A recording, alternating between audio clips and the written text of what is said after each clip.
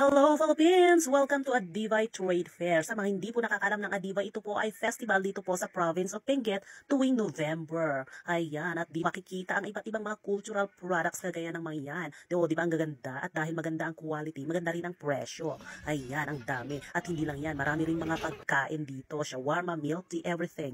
At ito na nga, at dahil mahilig ako sa pagkain, dumiretso ako sa stall kung saan may mga lafang.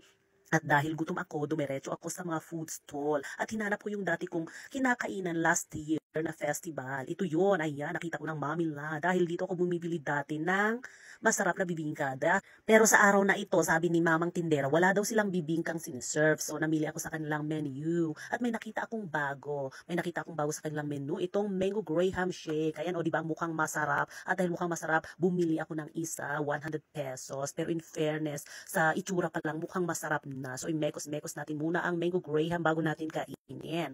At, ang sarap, mare. Ang sarap lang Mango Graham Shake. Compare po dun sa iba, itong Mamila Mango Graham Shake, malalasahan mo talaga yung mango at saka mas marami yung Graham kaysa dun sa ice. So, masarap siya. Tsaka, pag kinain mo, gritty, para kang kumakain ng masarap na sand. Pero in fairness masarap na sand. Masarap siya. Masarap yung Graham, combination mango, tapos ewan ko kung ano pa yung mga hinalo dyan, basta mas masarap kaysa sa kabila.